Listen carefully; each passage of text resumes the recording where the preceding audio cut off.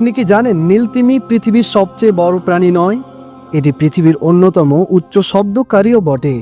জানলে অবাক হবেন, একটি নীলতিমি যখন শব্দ করে তখন তা প্রায় 188 ডেসিবেল পর্যন্ত পৌঁছাতে পারে, যা একটি জেট ইঞ্জিনের গর্জনের চেয়েও অনেক বেশি শক্তিশালী।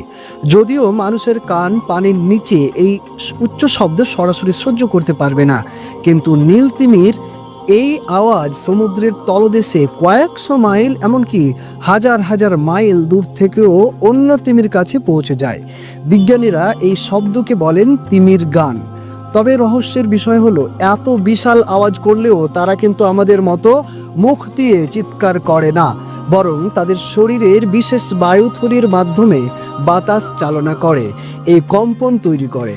এই আওয়াজ বা গানের মাধ্যমে তারা কেবল যোগাযোগই করে না, বরং সমুদ্রের বিশাল অন্ধকারে একে অপরের অবস্থান এবং দিক নির্ণয় করতে পারে। প্রকৃতির এই লং ডিস্টেন্স কলিং সিস্টেম আজও বিজ্ঞানীদের কাছে এক বড়ই বিস্ময়কর ব্যাপার। সুবহানাল্লাহ। আল্লাহ তাআলার এমন অশেষ সৃষ্টির জন্য চ্যানেলটিকে কি আপনি একটিবারের মতো সাবস্ক্রাইব করবেন না?